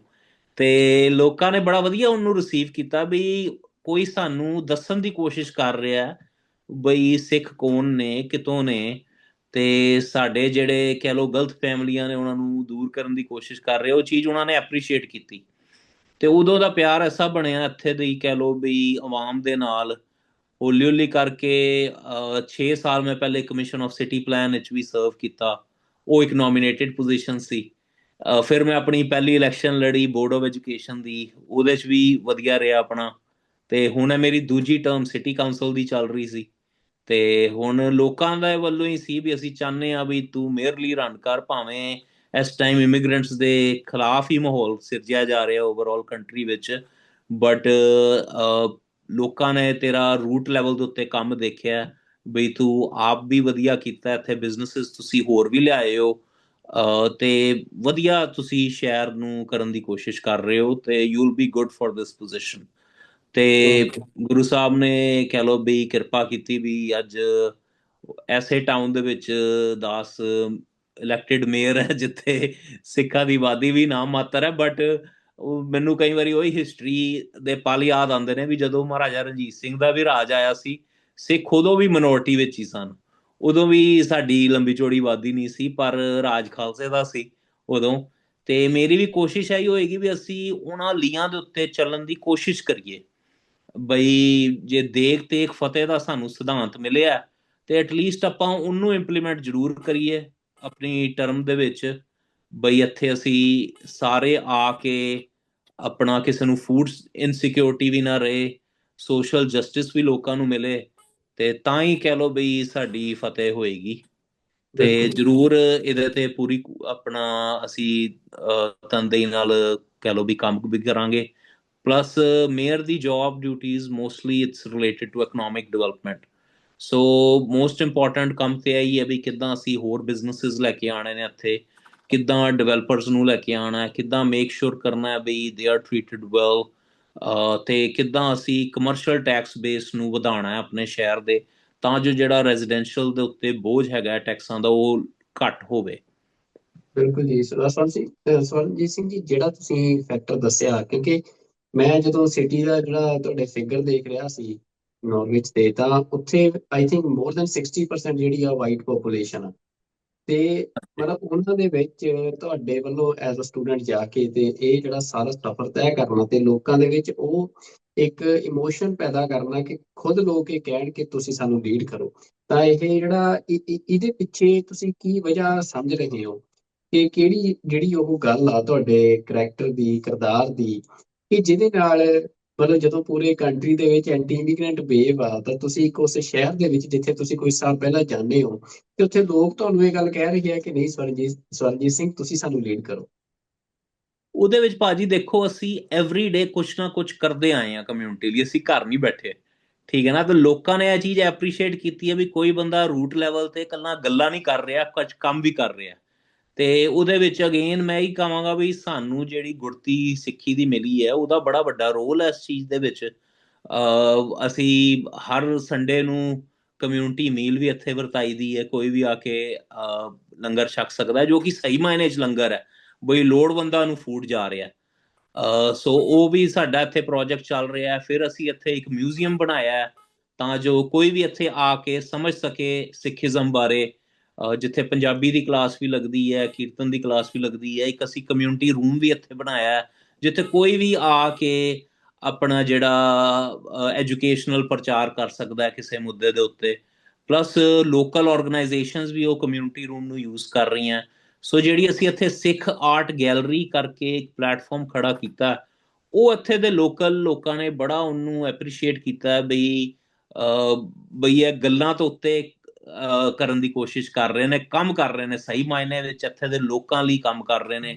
ਇੱਥੇ ਲੋਕਾਂ ਨੂੰ ਮੇਕ ਸ਼ੋਰ ਕਰ ਰਹੇ ਨੇ ਵੀ ਕਿਸੇ ਨੂੰ ਕੋਈ ਦਿੱਕਤ ਨਾ ਆਏ, ਜੇ ਕਿਸੇ ਦਾ ਕੋਈ ਮਸਲਾ ਹੈ ਉਹਨੂੰ ਅਸੀਂ ਸੋਲਵ ਕਰਾਉਣ ਦੀ ਕੋਸ਼ਿਸ਼ ਕਰਦੇ ਹਾਂ। ਸੋ ਇਹ ਜਿਹੜੀ ਇੰਟਰੈਕਸ਼ਨ ਹੈਗੀ ਹੈ ਉਹਦੇ ਨਾਲ ਬੈਰੀਅਰਸ ਕਾਫੀ ਰਿਮੂਵ ਹੋਏ ਨੇ ਸਾਡੇ ਲੋਕਲ ਕਮਿਊਨਿਟੀ ਦੇ ਨਾਲ। ਤੇ ਆਈ ਥਿੰਕ ਜਿਹੜਾ display of the Sikh character is one of the important factor sorry race ਦੇ ਵਿੱਚ ਰਿਹਾ ਵੀ ਹੈ। ਵੀ ਅਸੀਂ ਹਮੇਸ਼ਾ ਹਾਈ ਰੋਡ ਲੈਣ ਦੀ ਕੋਸ਼ਿਸ਼ ਕੀਤੀ ਹੈ। ਜਿਹੜੇ ਸਾਡੇ ਨਿੰਦਕ ਵੀ ਸਨ, ਅਸੀਂ ਉਹਨਾਂ ਦੇ ਖਿਲਾਫ ਨਹੀਂ ਬੋਲੇ, ਅਸੀਂ ਕਿਹਾ ਵੀ ਸਾਡਾ ਕੰਮ ਬੋਲਣਾ ਚਾਹੀਦਾ। ਤੇ ਲੋਕਾਂ ਨੇ ਉਸ ਚੀਜ਼ ਨੂੰ ਐਪਰੀਸ਼ੀਏਟ ਕੀਤਾ, ਤਾਂ ਹੀ 20% ਵੱਧ ਵੋਟਾਂ ਵੀ ਮੈਨੂੰ ਪਈਆਂ ਤੇ 40% ਵੱਧ ਲੋਕੀ ਐਤਕੀ ਮੇਅਰ ਦੀ ਇਲੈਕਸ਼ਨ ਵਿੱਚ ਨਿਕਲ ਕੇ ਵੀ ਆਏ ਨੇ ਘਰੋਂ ਵੋਟਾਂ ਪਾਉਣ। ਸੋ ਆਪਣੇ ਆਪ ਦੇ ਵਿੱਚ ਇਹ ਕਈ ਰੈਕਰਡ ਟੁੱਟੇ ਨੇ। ਕੱਲਾ ਮੈਂ ਸਿੱਖ ਮੇਅਰ ਨਹੀਂ ਬਣਿਆ ਕਨੈਟੀਕਟ ਦਾ, ਹੋਰ ਵੀ ਪੋਲੀਟੀਕਲ ਐਂਗਲ ਤੋਂ ਵੀ ਦੇਖਿਆ ਜਾਵੇ ਤੇ ਕਈ ਚੀਜ਼ਾਂ ਇਹਦੇ ਵਿੱਚ, ਜਿਵੇਂ ਸਾਡੀ ਡੈਮੋਕ੍ਰੇਟ ਪਾਰਟੀ ਹੈ, ਉਹਨਾਂ ਨੇ ਸਾਨੂੰ ਕਿਹਾ ਵੀ ਟਰਨ ਆਊਟ ਜਿਹੜੀ ਸੀ ਬਹੁਤ ਵਧੀਆ ਸੀ, ਵੀ 40% ਵੱਧ ਲੋਕਾਂ ਦਾ ਨਿਕਲ ਕੇ ਆਣਾ ਉਹ ਬੜੀ ਵੱਡੀ ਗੱਲ ਸੀ। ਤੇ ਤੇਰਾ 20% ਵੋਟ ਤੋਂ ਜਿੱਤਣਾ, 20 ਪੁਆਇੰਟਸ ਤੋਂ ਜਿੱਤਣਾ, ਉਹ ਵੀ ਇੱਕ ਬੜੀ ਵੱਡਾ ਫੈਕਟਰ ਸੀ। ਸੋ ਕਈ ਹਿਸਟੋਰੀਕਲ ਤਰੀਕੇ ਨਾਲ ਇਸ ਇਲੈਕਸ਼ਨ ਨੂੰ ਦੇਖਿਆ ਜਾ ਰਿਹਾ ਹੈ। ਤੇ ਬਾਕੀ ਕੋਸ਼ਿਸ਼ ਇਹੀ ਹੋਏਗੀ ਵੀ ਹੁਣ ਅਸੀਂ ਚੰਗੇ ਕੰਮ ਕਰਕੇ ਦਿਖਾਈਏ ਜਿਹੜਾ ਸਾਨੂੰ ਪਲੇਟਫਾਰਮ ਮਿਲਿਆ, ਤਾਂ ਜੋ ਇੱਕ ਆਮ ਬੰਦੇ ਦੀ ਜਿਹੜੀ ਭਾਵਨਾ ਜੁੜੀ ਹੋਈ ਹੈ ਉਹਨੂੰ ਅਸੀਂ ਹੋਰ ਆਪਣਾ ਉਭਾਰ ਸਕੀਏ ਆਪਣੇ ਨਾਲ। ਬਿਲਕੁਲ ਸਰਦਾਰ ਸਵਰਨਜੀਤ ਸਿੰਘ ਜੀ, ਜਿਵੇਂ ਮੈਂ ਦੇਖ ਰਿਹਾ ਕਿ ਤੁਸੀਂ ਜਿਹੜੀ ਤੁਹਾਡੇ ਸਾਰਾ ਪੋਲੀਟੀਕਲ ਐਕਟਿਵਿਜ਼ਮ ਆ, ਉਹ ਜਿੱਥੇ ਤੁਸੀਂ ਆਪਣੇ ਜਿਹੜੇ ਤੁਹਾਡੇ ਲੋਕਲ ਸਿਟੀ ਦੇ ਲੋਕ ਨੇ, ਤੁਹਾਡੇ ਕਨਸਟੀਚੁਐਂਟ ਨੇ, ਉਹਨਾਂ ਦੇ ਲਈ ਤੁਸੀਂ ਕੰਮ ਕਰਦੇ ਹੋ, ਉੱਥੇ ਨਾਲ ਜਿਹੜੇ ਕੌਮੀ ਮਸਲੇ ਨੇ, ਸਿੱਖ ਕੌਮ ਦੇ ਮਸਲੇ ਨੇ, ਉਹਨਾਂ ਨੂੰ ਵੀ ਤੁਸੀਂ ਬੜਾ ਹੀ ਬੇਬਾਕੀ ਦੇ ਨਾਲ ਤੁਸੀਂ ਹਰ ਪਲੇਟਫਾਰਮ ਦੇ ਉੱਤੇ ਰੇਸ ਕੀਤਾ। ਚਾਹੇ ਉਹ ਤੁਹਾਡਾ ਉਦੋਂ ਬੜਾ ਚਰਚਾ 'ਚ ਰਿਹਾ ਜਿਹੜੀ ਤਸਵੀਰ ਸੀ ਸੰਤ ਜਰਨੈਲ ਸਿੰਘ ਹੋਰਾਂ ਦੀ, ਜਦੋਂ ਤੁਸੀਂ ਉਹ ਲਾਈ ਤੇ ਉਹਦੇ ਤੇ ਭਾਰਤ ਸਰਕਾਰ ਦੇ ਵੱਲੋਂ ਇਤਰਾਜ਼ ਵੀ ਕੀਤੇ ਗਏ। ਇਸ ਤੋਂ ਇਲਾਵਾ ਜਿਹੜਾ ਸਿੱਖ ਜੈਨੋਸਾਈਡ ਦਾ ਜਿਹੜਾ ਮਤਾ ਆ, ਉਹ ਤੁਸੀਂ ਕਨੈਟੀਕਟ ਸਟੇਟ ਦੇ ਵਿੱਚ ਜਿਹੜਾ ਪਾਸ ਹੋਇਆ, ਉਹਦੇ ਵਿੱਚ ਤੁਹਾਡਾ ਵੱਡਾ ਰੋਲ ਰਿਹਾ। ਤੇ ਇਹ ਸਾਰਾ ਕੁਝ ਸਵਰਨਜੀਤ ਸਿੰਘ ਜੀ ਜਿਵੇਂ ਤੁਸੀਂ ਕਰ ਰਹੇ ਹੋ, ਤਾਂ ਮਤਲਬ ਮੈਂ ਤਾਂ ਤੁਹਾਡੇ ਤੋਂ ਇਹ ਸਮਝਣਾ ਚਾਹੁੰਦਾ, ਕਿਉਂਕਿ ਜਦੋਂ ਡਾਇਸਪੋਰਾ ਦੇ ਵਿੱਚ ਅਸੀਂ ਦੇਖਦੇ ਹਾਂ ਤਾਂ ਕਈ ਜਿਹੜੇ ਸਾਡੇ ਪੋਲੀਟੀਸ਼ੀਅਨ ਨੇ, ਉਹ ਸਿੱਖ ਸ਼ੁਰੂਆਤੀ ਦੌਰ ਦੇ ਵਿੱਚ ਉਹ ਸਿੱਖਾਂ ਦੀ ਜਿਹੜੀ ਦੇ ਇਮੋਸ਼ਨ ਨੂੰ ਯੂਜ਼ ਕਰਕੇ ਉਹ ਆਪਣੀਆਂ ਜਿਹੜੀਆਂ ਸੱਤਾ ਆ ਉਹ ਹਾਸਲ ਕਰਦੇ ਆ ਡਾਇਸਪੋਰਾ 'ਚ। ਪਰ ਸਿੱਖਾਂ ਨੂੰ ਇਹ ਇਤਰਾਜ਼ ਰਹਿੰਦਾ ਕਿ ਜਦੋਂ ਪਾਵਰ 'ਚ ਆ ਜਾਂਦੇ ਆ, ਫਿਰ ਉਹ ਜਿਹੜੀ ਸਿੱਖਾਂ ਦੀ ਗੱਲ ਕਰਨ ਤੋਂ ਇਨਕਾਰੀ ਹੋ ਜਾਂਦੇ। ਉਹ ਕਹਿੰਦੇ ਨਹੀਂ, ਅਸੀਂ ਪਹਿਲਾਂ ਜਿਹੜੀ ਆਪਣੀ ਸਾਡੀ ਇੱਥੋਂ ਦੀ ਕੌਂਸਟੀਚੁਐਂਸੀ ਅਸੀਂ ਉਹਨੂੰ ਸਰਵ ਕਰਨ। ਪਰ ਤੁਹਾਡੀ ਜਿਹੜੇ ਸਾਰੇ ਪੋਲਿਟਿਕਸ ਦੇ ਵਿੱਚ ਇੱਕ ਬੜਾ ਬੈਲੈਂਸ ਨਜ਼ਰ ਆ ਰਿਹਾ, ਇਹ ਤੁਸੀਂ ਕਿਵੇਂ ਮੇਨਟੇਨ ਕਰਕੇ ਰੱਖ ਪਾ ਰਹੇ ਹੋ? ਇਹਦੇ ਬਾਰੇ ਦੇਖੋ, ਤੁਸੀਂ ਕੀ ਕਹਿਣਾ ਚਾਹੁੰਦੇ ਹੋ? ਸਭ ਤੋਂ ਵੱਡੀ ਗੱਲ ਤਾਂ ਭਾਜੀ ਇਹ ਹੈਗੀ ਹੈ ਵੀ ਅਸੀਂ ਇਕੱਲੇ ਕੋਈ ਸਿੱਖਾਂ ਦੀ ਗੱਲ ਨਹੀਂ ਕਰ ਰਹੇ, ਅਸੀਂ ਇੱਕ ਹਿਊਮਨ ਰਾਈਟਸ ਦੀ ਗੱਲ ਕਰ ਰਹੇ ਹਾਂ, ਅਸੀਂ ਹਿਊਮੈਨਿਟੀ ਦੀ ਗੱਲ ਕਰ ਰਹੇ ਹਾਂ, ਅਸੀਂ ਆਪਣੀ ਹਿਸਟਰੀ ਨੂੰ ਬਚਾਉਣ ਦੀ ਗੱਲ ਕਰ ਰਹੇ ਹਾਂ। ਤੇ ਇਹ ਕੋਈ ਗੁਨਾਹ ਨਹੀਂ ਹੈਗਾ। ਜੇ ਜੂਇਸ਼ ਕਮਿਊਨਿਟੀ ਦਾ ਹੋਲੋਕਾਸਟ ਹੋਇਆ ਤਾਂ ਉਹਨਾਂ ਨੇ ਬੜੇ ਵੱਡੇ ਵੱਡੇ ਮਿਊਜ਼ੀਅਮ ਬਣਾਤੇ ਵਾਸ਼ਿੰਗਟਨ ਡੀਸੀ ਦੇ ਵਿੱਚ, ਅਸੀਂ ਤਾਂ ਅਜੇ ਕਾਫੀ ਪਿੱਛੇ ਹਾਂ ਐਜ਼ ਅ ਕਮਿਊਨਿਟੀ। ਪਰ ਮੇਰਾ ਇਹ ਹੁੰਦਾ ਵੀ ਚਲੋ ਜਿੰਨਾ ਵੀ ਮੇਰਾ ਦਾਇਰਾ ਆਪਾਂ ਉਹਦੇ ਵਿੱਚ ਬੈਸਟ ਕਰਨ ਦੀ ਕੋਸ਼ਿਸ਼ ਕਰੀਏ। ਸੋ ਕਨੈਟੀਕਟ ਦੇ ਵਿੱਚ ਜ਼ਰੂਰ ਅਸੀਂ ਆਪਣੇ ਪੋਲੀਟੀਸ਼ੀਅਨਾਂ ਨੂੰ ਦੱਸਣ ਦੇ ਵਿੱਚ ਵੀ ਕਾਮਯਾਬ ਹੋਏ ਸਿੱਖਾਂ ਨਾਲ ਕੀ ਹੋਇਆ। ਤੇ ਇੱਕੋ ਇੱਕ ਸਟੇਟ ਹੈ ਪੂਰੇ ਅਮਰੀਕਾ ਦੀ ਜਿੱਥੇ ਲੈਜਿਸਲੇਸ਼ਨ ਦੇ ਵਿੱਚ ਇਹ ਚੀਜ਼ ਪਾਸ ਹੋਈ ਵੀ ਨਵੰਬਰ 1 ਜਿਹੜਾ ਹੈਗਾ ਉਹ ਸਿੱਖ ਜੈਨੋਸਾਈਡ ਰਿਮੈਂਬਰੈਂਸ ਡੇ ਵਜੋਂ ਮਨਾਇਆ ਜਾਏਗਾ, ਜਿਹੜਾ ਹਾਊਸ ਵਿੱਚ ਵੀ ਪਾਸ ਹੋਇਆ, ਸੈਨੇਟ ਵਿੱਚ ਪਾਸ ਹੋਇਆ, ਗਵਰਨਰ ਦੇ ਸਾਈਨ ਵੀ ਹੋਏ despite of all the odds. ਤੇ ਮੇਰਾ ਜਿਹੜਾ ਐਟੀਟਿਊਡ ਹੈ, ਮੇਰਾ ਕੋਈ ਦੇਖੋ, ਅਸੀਂ ਪਹਿਲੀ ਗੱਲ ਤਾਂ ਜੋ ਵੀ ਕਰਦੇ ਹਾਂ ਸੰਗਤੀ ਰੂਪ ਵਿੱਚ ਕਰਦੇ ਹਾਂ। ਆਫ ਕੋਰਸ ਕੋਈ ਨਾ ਕੋਈ ਬੰਦਾ ਉਹਨੂੰ ਲੀਡ ਕਰਦਾ, ਬਟ ਇਹਦੇ ਵਿੱਚ ਮੇਰਾ ਕੋਈ ਐਸ ਸੱਚ ਇੰਪੋਰਟੈਂਟ ਰੋਲ ਨਹੀਂ। ਆਪਾਂ ਸਾਰੇ ਐਜ਼ ਅ ਸੰਗਤ ਦੇ ਮੈਂਬਰ, ਕਨੈਟੀਕਟ ਦੇ ਮੈਂਬਰ, ਤੇ ਮੇਰੀ ਕੋਸ਼ਿਸ਼ ਹੁੰਦੀ ਹੈ ਸਾਰੀਆਂ ਜਥੇਬੰਦੀਆਂ ਨੂੰ ਹੀ ਨਾਲ ਲੈ ਕੇ ਅਸੀਂ ਚੱਲੀਏ, ਕਿਉਂਕਿ ਇਹ ਕੁਝ ਸਾਡੇ ਸਾਂਝੇ ਕੰਮ ਨੇ ਜਿਹੜੇ ਸਾਨੂੰ ਕਰਨੇ ਚਾਹੀਦੇ ਨੇ, ਜਿੱਥੇ ਵੀ ਅਸੀਂ ਰਹਿੰਦੇ ਹਾਂ ਉੱਥੇ ਕਰੀਏ। ਤੇ ਇਹਦੇ ਵਿੱਚ ਆਈ ਥਿੰਕ ਵੱਡਾ ਰੋਲ ਇਹ ਹੈਗਾ ਵੀ ਅਸੀਂ ਇਮਾਨਦਾਰੀ ਨਾਲ ਕੌਮ ਦੀ ਗੱਲ ਕਰਦੇ ਆਏ ਹਾਂ ਤੇ ਸਾਨੂੰ ਸਾਰੇ ਪਾਸਿਓਂ ਸਾਥ ਵੀ ਮਿਲਿਆ। ਪਲੱਸ ਜਿਹੜੇ ਇੱਥੇ ਦੇ ਕਹਿ ਲਓ ਬਈ ਲੈਜਿਸਲੇਟਰਸ ਵੀ ਨੇ, ਉਹਨਾਂ ਨੇ ਵੀ ਦੇਖਿਆ ਵੀ ਇਹ ਕੋਈ ਸਾਡੇ ਕੋਲ ਆਪਣੇ ਮਸਲੇ ਲੈ ਕੇ ਨਹੀਂ ਆ ਰਹੇ, ਇਹ ਇੱਕ ਕੌਮੀ ਤੌਰ ਦੇ ਉੱਤੇ ਸਾਡੇ ਕੋਲ ਆ ਰਹੇ ਨੇ, ਵੀ ਇਹ ਕੌਮ ਦਾ ਦਰਦ ਦੱਸ ਰਹੇ ਨੇ, ਤੇ ਇਹ ਇੱਕ ਇੰਪੋਰਟੈਂਟ ਚੀਜ਼ ਵੀ ਹੈ ਵੀ ਆਪਾਂ ਇਹਨੂੰ ਐਕਨੋਲੇਜ ਕਰੀਏ। ਅਸੀਂ ਹੁਣ ਕੁਝ ਕਰ ਤੇ ਨਹੀਂ ਸਕਦੇ, ਜੋ ਹੋਣਾ ਸੀ ਹੋ ਗਿਆ, ਬਟ ਇਹਨੂੰ ਐਕਨੋਲੇਜ ਜ਼ਰੂਰ ਕਰੀਏ, ਤਾਂ ਜੋ ਲੋਕਾਂ ਨੂੰ ਇਹ ਇੱਕ ਅਹਿਸਾਸ ਹੋਵੇ ਵੀ ਅਸੀਂ ਉਹਨਾਂ ਦਾ ਦੁੱਖ ਦਰਦ ਸਮਝਦੇ ਹਾਂ, ਤੇ ਉਹਨਾਂ ਨੂੰ ਇੱਕ ਕਲੋਜ਼ਰ ਦੇ ਤਰਫ ਆਪਾਂ ਲੈ ਕੇ ਜਾ ਸਕੀਏ। ਮੇਰਾ ਕਦੇ ਵੀ ਇਹ ਨਹੀਂ ਰਿਹਾ ਵੀ ਅਸੀਂ ਕੋਈ ਖਹਿਬਾਜ਼ੀ ਕਰਨੀ ਹੈ ਕਿਸੇ ਦੇ ਨਾਲ, ਬਟ ਅਨਫੋਰਚੂਨੇਟਲੀ ਇੰਡੀਅਨ ਗਵਰਨਮੈਂਟ ਵੱਲੋਂ ਉਹਨਾਂ ਦਾ ਐਟੀਟਿਊਡ ਇਦਾਂ ਦਾ ਹੀ ਰਿਹਾ। ਅਸੀਂ ਜੇ ਆਪਣੀ ਹਿਸਟਰੀ ਦੀ ਗੱਲ ਕਰੀਏ ਤੇ ਉਹ ਲੈਟਰਸ ਭੇਜ ਦਿੰਦੇ ਨੇ ਸਾਡੇ ਲੈਜਿਸਲੇਟਰਸ ਨੂੰ, ਬਈ ਸਿੱਖਸ ਆਰ ਟੈਰਰਿਸਟ। ਜੇ ਅਸੀਂ ਸੰਤਾਂ ਦੀ ਫੋਟੋ ਲਵਾਈਏ ਆਪਣੀ ਲੋਕਲ ਲਾਇਬ੍ਰੇਰੀ ਵਿੱਚ, ਤੇ ਉਹ ਲਾਇਬ੍ਰੇਰੀ ਵਾਲਿਆਂ ਨੂੰ ਧਮਕਾਉਣਾ ਸ਼ੁਰੂ ਕਰ ਦਿੰਦੇ ਨੇ। ਸੋ ਗੱਲ ਹੈ ਵੀ ਅਸੀਂ ਤਾਂ ਸਿਰਫ ਤੇ ਸਿਰਫ ਐਜੂਕੇਸ਼ਨ ਵਾਲੇ ਪਾਸੇ ਤੁਰ ਰਹੇ ਹਾਂ। ਅਸੀਂ ਆਪਣੀ ਹਿਸਟਰੀ ਨੂੰ ਚਾਹੁੰਦੇ ਹਾਂ ਵੀ ਸਾਡੀ ਹਿਸਟਰੀ ਜਿਹੜੀ ਹੈ ਸਾਡੀ ਨੈਕਸਟ ਜਨਰੇਸ਼ਨ ਤੱਕ ਜਾ ਸਕੇ। ਸਾਡੇ ਲਈ ਕੁਝ ਪਰਸਨੈਲਿਟੀਜ਼ ਨੇ ਜਿਹੜੀਆਂ ਸ਼ਹੀਦ ਨੇ, ਉਹਨਾਂ ਦਾ ਆਪਣਾ ਨੈਰੇਟਿਵ ਹੋ ਸਕਦਾ, ਸਾਡਾ ਆਪਣਾ ਨੈਰੇਟਿਵ ਹੈ। ਤੇ ਅਸੀਂ ਤਾਂ ਇਹ ਕਹਿੰਦਾ ਵੀ ਤੁਹਾਨੂੰ ਤੁਹਾਡਾ ਮੁਬਾਰਕ ਹੈ, ਸਾਨੂੰ ਸਾਡੇ ਮਸਲਿਆਂ 'ਚ ਤੁਸੀਂ ਨਾ ਆਓ। ਬਟ ਜੇ ਉਹ ਆਂਦੇ ਵੀ ਨੇ ਤੇ ਅੰਤ ਦੇ ਵਿੱਚ ਕਹਿ ਲਓ ਵੀ ਜਿੱਤ ਜਿਹੜੀ ਹੈ ਉਹ ਸੱਚ ਦੀ ਹੁੰਦੀ ਆਈ ਹੈ। ਕਨੈਟੀਕਟ ਦੇ ਵਿੱਚ ਅਸੀਂ ਦੇਖਿਆ, ਜੇ ਉਹਨਾਂ ਨੇ 1984 ਦਾ ਜਿਹੜਾ ਮਤਾ ਸੀ ਉਹਦੀ ਮੁਖਾਲਫਤ ਕੀਤੀ, ਤੇ ਜਿਹੜੇ ਨਵੇਂ ਗਵਰਨਰ ਬਣੇ, ਪਹਿਲੀ ਗੱਲ ਤਾਂ ਉਹ ਮਤਾ ਪਾਸ ਹੋਇਆ ਉਹਨਾਂ ਦੀ ਮੁਖਾਲਫਤ ਕਰਨ ਤੋਂ ਬਾਅਦ। ਦੂਜਾ, ਦਾਸ ਨੇ ਆਪਣਾ ਡੈਫੋਮੇਸ਼ਨ ਲਈ ਸੂ ਵੀ ਕਰਤਾ, ਉਹ ਜਿਹੜੇ ਉਹਨਾਂ ਦੇ ਇੰਡੀਅਨ ਕਾਉਂਸਲੇਟ ਨਿਊਯਾਰਕ ਸਨ ਉਸ ਟਾਈਮ, ਸੰਦੀਪ ਚੱਕਰਵਰਤੀ। ਫਿਰ ਉਹਨਾਂ ਨੇ ਜਦੋਂ ਲਾਇਬ੍ਰੇਰੀ ਦੇ ਵਿੱਚ ਲੱਗਿਆ ਪਲੈਕ ਲੱਗਿਆ 1984 ਨਾਲ ਰਿਲੇਟਡ, ਤੇ ਸੰਤਾਂ ਦੀ ਫੋਟੋ ਲੱਗੀ, ਤਾਂ ਵੀ ਉਹਨਾਂ ਨੇ ਉਹਨੂੰ ਹਟਾਉਣ ਦੀ ਕੋਸ਼ਿਸ਼ ਕੀਤੀ। ਬਟ ਗਵਰਨਰ ਨੇ ਜੂਨ ਦਾ ਮਹੀਨਾ ਹੀ ਰੈਕੋਗਨਾਈਜ਼ ਕਰਤਾ as a Sikh memorial month.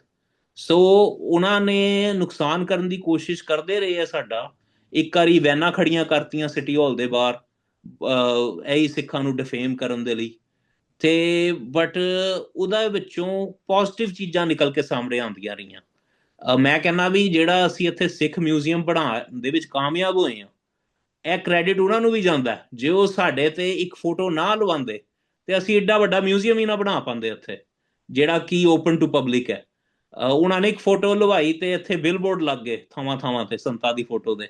ਸੋ ਗੱਲ ਏਦਾਂ ਵੀ ਸਾਡੀ ਹਮੇਸ਼ਾ ਮਨਸ਼ਾ ਹੀ ਰਹੀ ਹੈ ਸਾਰਿਆਂ ਨੂੰ ਇਕੱਠੇ ਲੈ ਕੇ ਚੱਲਿਆ ਜਾਵੇ। ਈਵਨ ਕਿ ਲੋਕਲ ਲੈਵਲ ਦੇ ਉੱਤੇ ਵੀ ਸਾਡਾ ਬੜਾ ਪ੍ਰੇਮ ਪਿਆਰ ਹੈ ਸਾਰੀ ਕਮਿਊਨਿਟੀਆਂ ਨਾਲ, ਭਾਵੇਂ ਉਹ ਇੰਡੀਅਨ ਕਮਿਊਨਿਟੀ ਹੋਏ, ਪੰਜਾਬੀ ਕਮਿਊਨਿਟੀ ਹੋਏ, ਸਿੱਖ ਕਮਿਊਨਿਟੀ ਹੋਏ, ਬਾਂਗਲਾਦੇਸ਼ੀ ਕਮਿਊਨਿਟੀ ਹੋਏ, ਏਸ਼ੀਅਨ ਕਮਿਊਨਿਟੀ ਹੋਏ, ਕੇਪ ਵਰਡੀਅਨ ਕਮਿਊਨਿਟੀ ਹੋਏ, ਪਰੂਵੀਅਨ ਕਮਿਊਨਿਟੀ ਹੋਏ।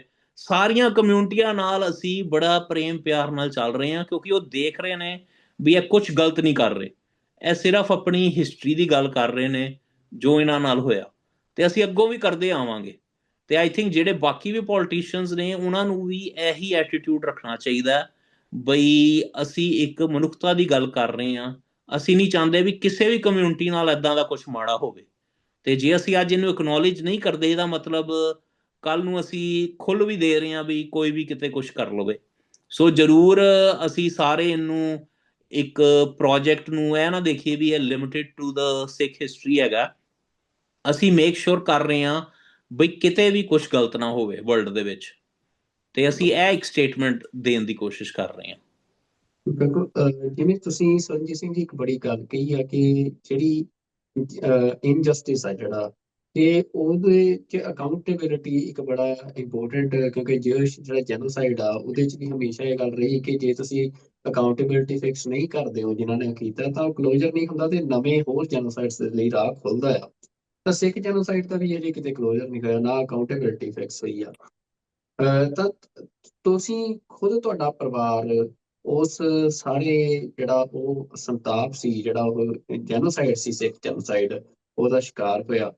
ਤਾਂ ਤੁਸੀਂ, ਮਤਲਬ ਮੈਂ ਹੁਣ ਪਰਸਨਲੀ ਤੁਹਾਨੂੰ ਪੁੱਛਣਾ ਚਾਹੁੰਦਾ ਕਿ ਤੁਹਾਡੀ ਲਾਈਫ ਦੇ ਉੱਤੇ ਇੱਕ ਐਜ਼ ਅ ਫੈਮਿਲੀ ਚੋਂ ਜਿਹੜੀ ਸਰਵਾਈਵਰ ਫੈਮਿਲੀ ਆ, ਤੁਹਾਡੀ ਲਾਈਫ ਦੇ ਉੱਤੇ ਉਸ ਸਾਰੀ ਘਟਨਾ ਦਾ ਇੰਪੈਕਟ ਕੀ ਆ?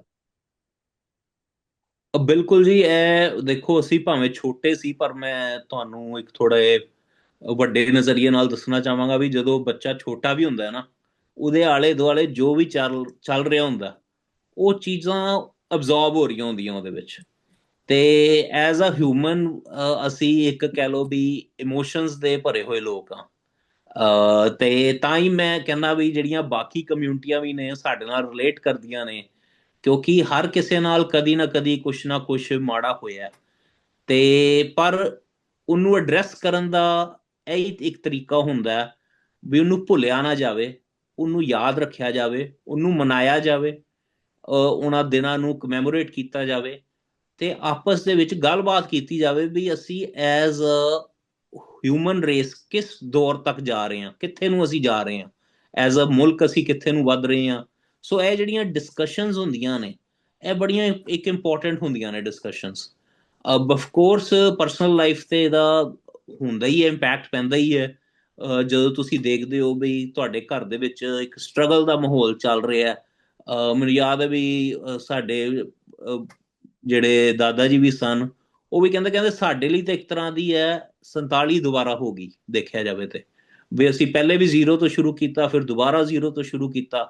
ਤੇ ਇੱਕ ਬੜਾ ਸਟਰਗਲ ਦਾ ਦੌਰ ਸੀ। ਬਟ ਹੁਣ ਅੱਜ ਦੀ ਡੇਟ ਦੇ ਵਿੱਚ ਸਿੱਖ ਜਿੱਥੇ ਖੜੇ ਨੇ, ਸਪੈਸ਼ਲੀ ਬਾਹਰਲੇ ਮੁਲਕਾਂ ਵਿੱਚ, ਆਈ ਥਿੰਕ ਕੋਈ ਵੀ ਚੀਜ਼ ਉਹਨਾਂ ਲਈ ਇੰਪੋਸੀਬਲ ਨਹੀਂ ਹੈਗੀ। ਉਹ ਚਾਹਣ ਤਾਂ ਕੁਝ ਵੀ ਕਰ ਸਕਦੇ ਨੇ। ਥੋੜਾ ਆਪਣਾ ਜਿਹੜਾ ਐਫਰਟਸ ਨੇ, ਜੇ ਅਸੀਂ ਇਕੱਠੇ ਸੰਗਤੀ ਰੂਪ ਵਿੱਚ ਕਰਾਂਗੇ, ਇਕੱਠੇ ਹੋ ਕੇ ਕਰਾਂਗੇ, ਤੇ ਅਸੀਂ ਕੁਝ ਵੀ ਹਾਸਲ ਕਰ ਸਕਦੇ ਹਾਂ। ਬਾਹਰਲੇ ਮੁਲਕਾਂ 'ਚ ਸਾਨੂੰ ਕੋਈ ਨਹੀਂ ਰੋਕ ਰਿਹਾ ਕਿਸੇ ਵੀ ਚੀਜ਼ ਤੋਂ। ਆਫ ਕੋਰਸ ਟ੍ਰਾਂਸਨੈਸ਼ਨਲ ਰਿਪਰੈਸ਼ਨ ਵੀ ਬੜਾ ਵੱਡਾ ਇੱਕ ਮੁੱਦਾ ਹੈ, ਜੋ ਕਿ ਕੈਨੇਡਾ 'ਚ ਵੀ ਅਸੀਂ ਦੇਖਿਆ। ਹਰਦੀਪ ਸਿੰਘ ਨਿੱਜਰ ਹੋਰਾਂ ਦੀ ਸ਼ਹੀਦੀ ਦਾ ਅਸੀਂ ਦੇਖਿਆ ਸਾਰਾ। ਪਲੱਸ ਅਮਰੀਕਾ ਦੇ ਵਿੱਚ ਵੀ ਡਿਪਾਰਟਮੈਂਟ ਆਫ ਜਸਟਿਸ ਨੇ ਅਨਵੀਲ ਕੀਤੇ ਨੇ ਜਿਹੜੇ ਪਲਾਟ। ਸੋ ਇਹ ਗੱਲ ਦਾ ਹੁਣ ਕਹਿੰਦੇ ਨੇ ਪ੍ਰਤੱਖ ਨੂੰ ਪ੍ਰਮਾਣ ਦੀ ਲੋੜ ਨਹੀਂ, ਬਟ ਇਹ ਚੀਜ਼ਾਂ ਹੁਣ ਵੈਲ ਡਾਕੂਮੈਂਟਡ ਨੇ।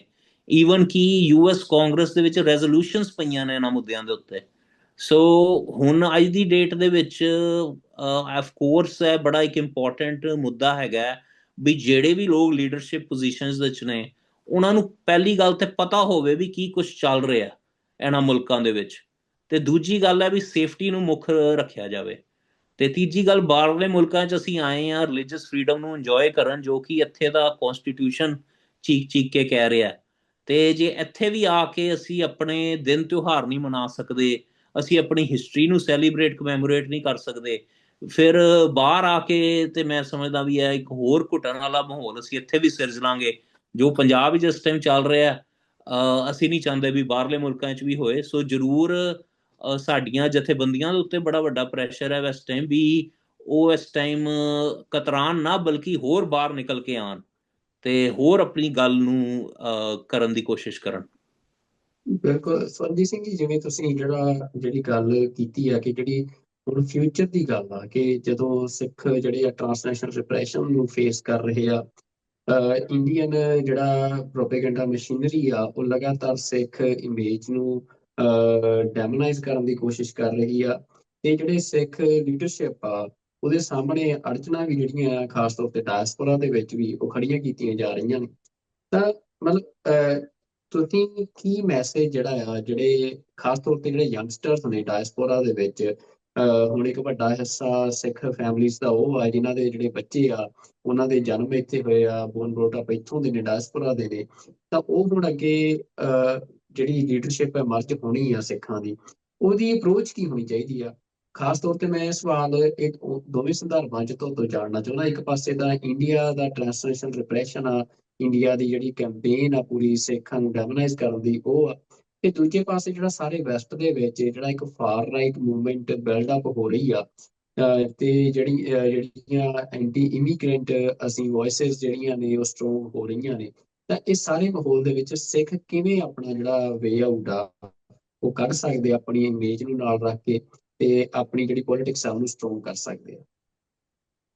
ਦੇਖੋ, ਇੱਥੇ ਤੁਹਾਨੂੰ ਕਾਫੀ ਟੂਲਸ ਮਿਲ ਜਾਂਦੇ ਨੇ ਬਾਹਰਲੇ ਮੁਲਕਾਂ ਦੇ ਵਿੱਚ ਜਿਹੜੇ ਤੁਸੀਂ ਯੂਜ਼ ਕਰ ਸਕਦੇ ਹੋ।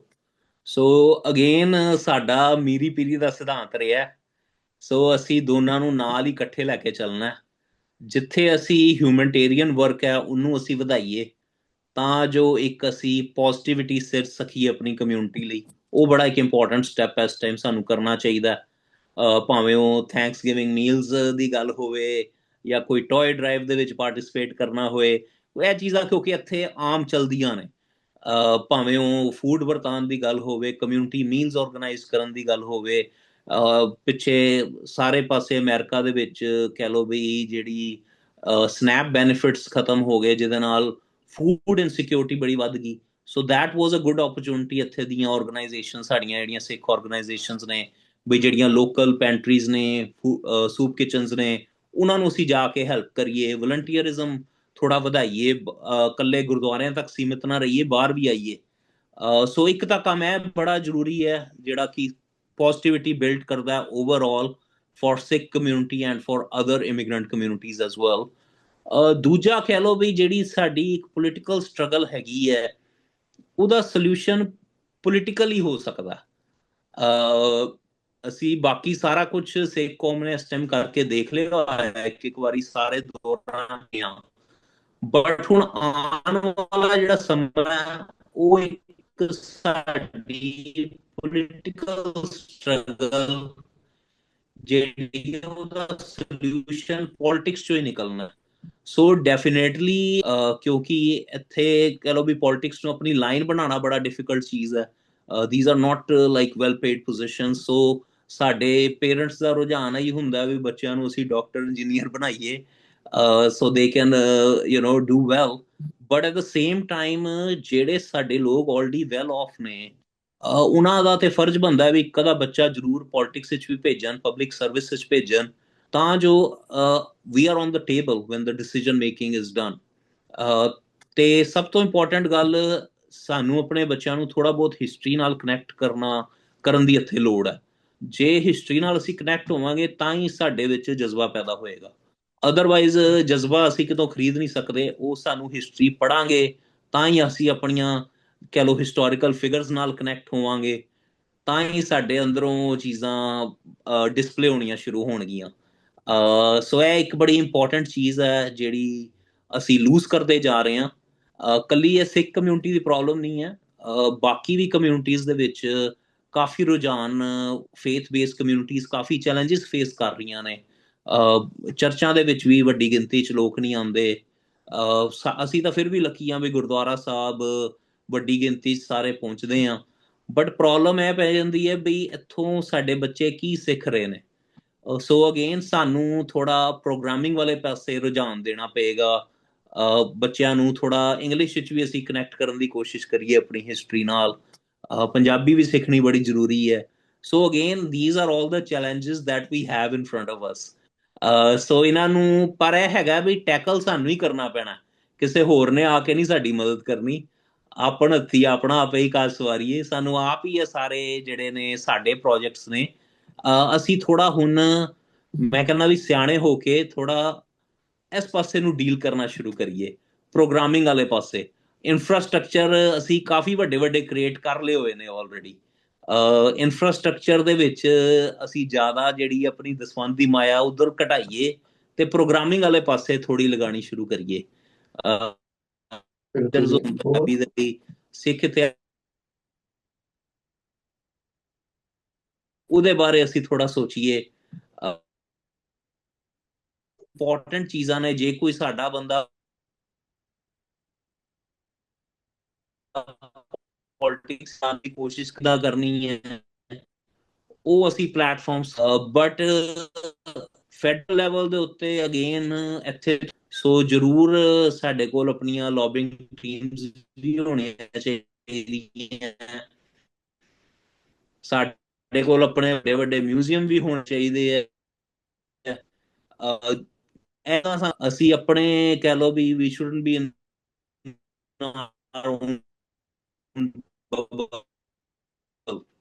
ਸਰਦਾਰ ਸਾਹਿਬ, ਜਿਵੇਂ ਤੁਸੀਂ ਇੱਕ ਬੜਾ ਅਹਿਮ ਨੁਕਤਾ ਜਿਹੜਾ ਆ ਉਹ ਤੁਸੀਂ ਚੁੱਕਿਆ ਆ ਕਿ ਸਿੱਖ ਜਿਹੜੇ ਆ ਉਹਨਾਂ ਦਾ ਜਿਹੜਾ ਇਨਫਰਾਸਟ੍ਰਕਚਰ ਆ ਉਹ ਕਾਫੀ ਜ਼ਿਆਦਾ ਉਹਨਾਂ ਨੇ ਡਾਇਸਪੋਰਾ 'ਚ ਵੀ ਬਿਲਡ ਅਪ ਕੀਤਾ ਆ। ਹੁਣ ਪ੍ਰੋਜੈਕਟਸ ਦੀ ਗੱਲ ਆ ਕਿ ਤੁਸੀਂ ਪ੍ਰੋਗਰਾਮਿੰਗ, ਕਿਹੜੇ ਪ੍ਰੋਜੈਕਟਸ ਦੇ ਵਾਸਤੇ ਤੁਸੀਂ ਕਿਵੇਂ ਦੀ ਪ੍ਰੋਗਰਾਮਿੰਗ ਕਰਦੇ ਹੋ ਤੇ ਜਿਹਦੇ ਨਾਲ ਤੁਸੀਂ ਆਪਣੀ ਫਿਊਚਰ ਦੀ ਲੀਡਰਸ਼ਿਪ ਬਿਲਡ ਕਰ ਸਕੋ।